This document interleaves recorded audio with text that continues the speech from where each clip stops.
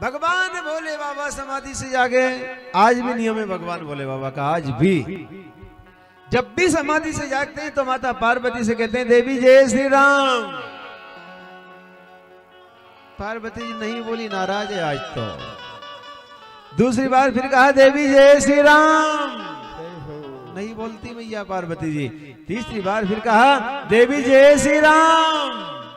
माता पार्वती जी कहने लगी हाँ हाँ भगवान सुन ली, परंतु जय श्री राम तुम्हारी पहले वाली पत्नी करेगी, बुलाओ कहाँ है वो, जल्दी बुलाओ, दर्शन करवाओ। भगवान बोले बाबा ने कह दिया देवी कहीं आज नारद जी का आगमन तो नहीं हो गया यहाँ पर। और पक्का भरोसा हो गया, पूर्ण भरोसा हो गया कि या तो इस बात को नारद जी जानते हैं या मेरे भगवान जानते हैं। माता पार्वती कहने लगी भगवान आप झूठा प्रेम करते हो मुझसे, भलाओ नारद जी का भगवान जो इतनी सारी बातें बतला कर गए, आप तो मुझसे झूठा प्रेम करते हो।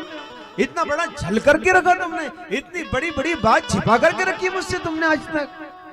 भगवान बोले बाबा कहने लगे देवी अगर सुनोगी तो तुम्हारे मन में दुख होगा, तुम्हारे मन में पीड़ा उत्पन्न होगी, इसलिए पार्वती इन बातों को मत जानो। लेकिन माता पार्वती जब बारंबार जब हट करती है, पहला प्रश्न किया भगवान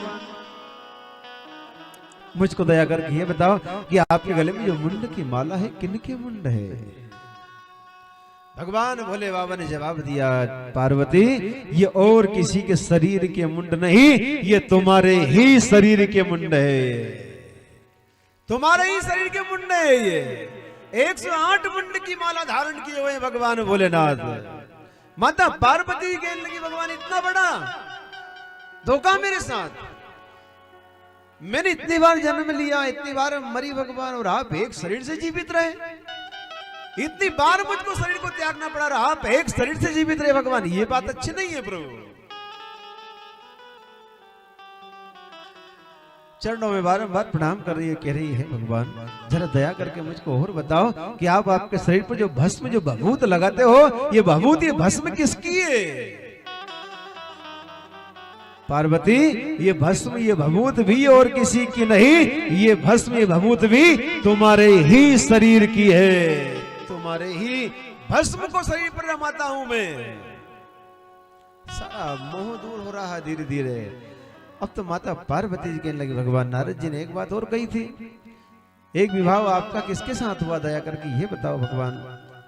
माता पार्वती से भगवान भोले बाबा कहने लगे देवी वो विवाह भी और किसी के साथ नहीं, वो विवाह भी तुम्हारे ही साथ हुआ था। सारे जन्म की कथा सुनाई जाती है।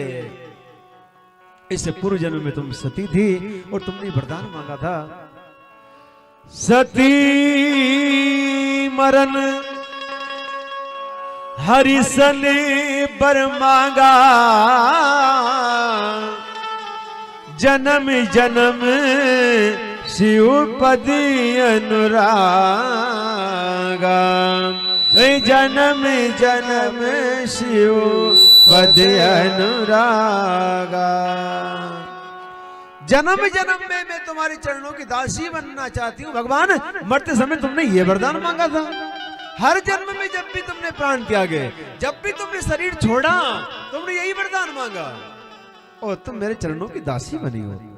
सारे जन्मों की कथा सुनाई। आज तो माता पार्वती चरणों में बारंबार प्रणाम कर रही, कह रही है भगवान अब ऐसा कोई उपाय करो कि जिससे ये मेरा जन्मने का मरने का सारा चक्र छूट जाए।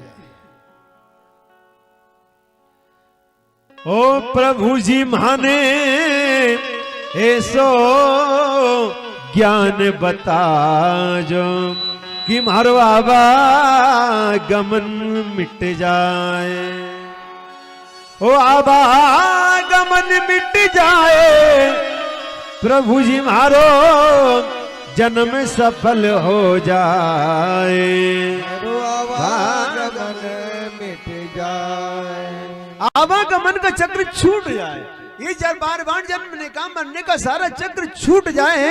भगवान मैं तुमसे ये वरदान चाहती हूं मैं। भगवान भोले बाबा ने कहा देवी अगर अमर बनना है तो अमर कथा सुननी पड़ेगी। कहा अमर कथा मुझको सुनाएगा कौन भगवान। भगवान भोले बाबा ने कहा देवी वो अमर कथा तुमको और कोई नहीं, वो अमर कथा तुमको मैं स्वयं श्रवण करवाऊंगा। आज तो माता पार्वती जी आज नाराज होती, चरणों में प्रणाम करती, कह रही है भगवान जब आप स्वयं सुनाते हो भगवान तो ऐसी अमर कथा भगवान मुझको पहले ही सुना देते तो मैं पहले ही अमर हो जाती भगवान में।